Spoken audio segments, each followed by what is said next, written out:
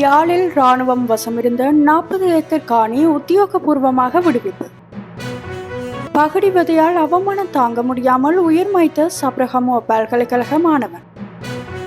லஞ்சம் பெற்ற அதிகாரிக்கு காத்திருந்த அதிர்ச்சி. மேதின ஊர்வலத்தில் படுகொலை செய்யப்பட்ட பிரேமதாசவின் சிலைக்கு அஞ்சலி.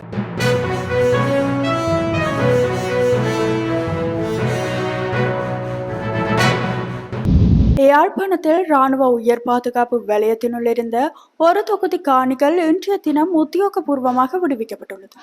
இது தொடர்பான நிகழ்வு யாழ் மாவட்ட செயலகத்தில் இடம்பெற்றது. இதன்போது யாழ் மாவட்ட கட்டளை தளபதி மானத ஜெகம்பத் யாழ் மாவட்ட செயலர் மா பிரதீபனிடம் விடுவிக்கப்பட்ட பகுதிகளுக்கான காணி அனுமதி பத்திரங்களை உத்தியோகபூர்வமாக கையளித்தார். அதன்படி வசாவளன் பகுதியில் 20 ஏக்கர் காணிகளும், மாங்கொல்லி பகுதியில் 15 ஏக்கர் நிலங்களும், திக்கம் பகுதியில் 5 ஏக்கர் காணி நிலமுமாக சுமார் 40 ஏக்கர் காணி நிலங்கள் விடுவிக்கப்பட்டுள்ளன. இந்த நிகழ்வில் மேலதிக அரசு அதிபர் ஸ்ரீ மோகன், வெளிகாமம் வடக்கு பிரதேச செயலாளர், பருத்தித்துறை பிரதேச செயலர் உள்ளிட்டவர்கள் கலந்து கொண்டிருந்தமை குறிப்பிடத்தக்கது. சப்ரஹமோ பல்கலைக்கழக தொழில்நுட்ப பொறியியல் பீடத்தில் கல்வி பயிலும் மாணவன் ஒருவர் பகடிவதையால் அவமானம் தாங்க முடியாமல் விபரீத முடிவை எடுத்து உயிர் மாய்த்துள்ளார்.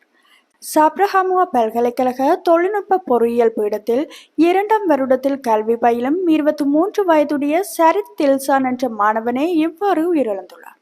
சம்பவம் தொடர்பில் தெரிய வருவது, சப்ரஹமோ பல்கலைக்கழகத்தில் கடந்த 27ஆம் திகதி அன்று நடைபெற்ற புத்தாண்டு கொண்டாட்டத்துக்கு பின்னர் அவர் 28ஆம் திகதி கம்பளை இகலகமவில் உள்ள தனது வீட்டுக்கு சரித் தில்சான் திரும்பியுள்ளார். பின்னர் ஏப்ரல் 29ஆம் திகதி மாலை தனது வீட்டின் பின்புறம் தூக்கிட்டு தற்கொலை செய்து கொண்டுள்ளார். பல்கலைக்கழகத்தில் இடம்பெற்ற புத்தாண்டு கொண்டாட்டத்தின் போது குறித்த மாணவன் பகடிவதைக்கு உட்படுத்தப்பட்டுள்ளார். இதன்போது அவருக்கு ஏற்பட்ட தாங்க முடியாத அவமானம் காரணமாகவே தவறான முடிவெடுத்து உயிர் மாய்த்ததாக அவரது உறவினர்கள் மற்றும் நண்பர்கள் குற்றம் சாட்டுகின்றனர். அத்துடன் கடந்த 2 வருடங்களாக சப்ரஹமோ பல்கலைக்கழக மாணவர்களால் தனது மகன் பல்வேறு வகையான துன்புறுத்தல்களுக்கு ஆளானதாக சரித்தின் தந்தை குற்றம் சாட்டியுள்ளமை குறிப்பிடத்தக்கது.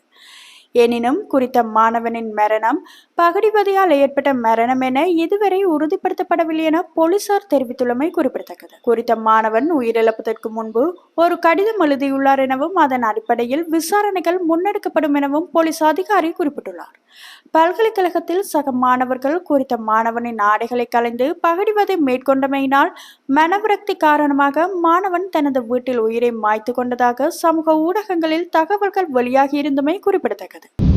லஞ்சம் பெற்ற சம்பவம் தொடர்பாக வருமான ஆய்வாளர் ஒருவரை லஞ்ச ஊழல் விசாரணை ஆணைக்குழு அதிகாரிகள் கைது செய்துள்ளனர். ஆத்மீமன பிரதேச சபையின் வருமான ஆய்வாளராக பணியாற்றி வந்த ஒருவரே இவ்வாறு கைது செய்யப்பட்டுள்ளார். மேற்படி நபர் நடைபெறவுள்ள உள்ளூராட்சி மன்ற தேர்தலுக்கான வேட்பாளராகவும் போட்டியிடுவதாக தெரிவிக்கப்படுகின்றது. காலி பகுதியைச் சேர்ந்த ஒருவர் வழங்கிய முறைப்பாட்டை தொடர்ந்து சந்தக நபர் கைது செய்யப்பட்டுள்ளார். காலி உணவட்டுண பிரதேசத்தில் இயங்கி வரும் முறைப்பாட்டாளருக்கு சொந்தமான உணவகத்தின் 2025ஆம் ஆண்டுக்கான வர்த்தக அனுமதி பத்திரத்தை வழங்குவதற்காகவே 25,000 ரூபாவை குறித்த அதிகாரி லஞ்சமாக கோரியுள்ளார். அதன்படி முறைப்பாட்டாளர் வழங்கிய முறைப்பாட்டுக்கு அமைவாக நேற்று சம்பந்தப்பட்ட அதிகாரியை முறைப்பாட்டாளரின் உணவகத்தில் வைத்து லஞ்ச ஊழல் விசாரணை ஆணைக்குழு அதிகாரிகள் கைது செய்தனர். கைது செய்யப்பட்ட சந்தக நபர் காலி நீதவான் நீதிமன்றத்தில் ஆயர்படுத்தப்பட உள்ளார்.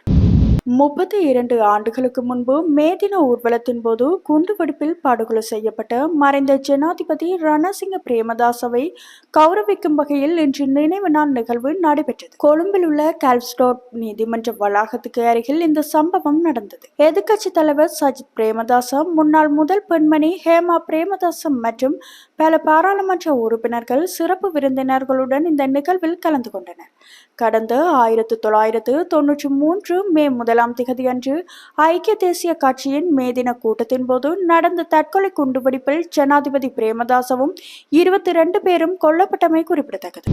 இலங்கையில் பாதாள உலக வன்முறைகள் கூர்மையாக அதிகரித்துள்ளதாகவும் இந்த ஆண்டின் முதல் 4 மாதங்களில் 38 துப்பாக்கிச்சூடு சம்பவங்களில் 27 பேர் கொல்லப்பட்டுள்ளதாகவும் போலீஸ் தரப்பு தெரிவித்துள்ளது. பெரும்பாலான சம்பவங்கள் மேற்கு மற்றும் தெற்கு மாகாணங்களில் இருந்து பதிவாகியுள்ளன.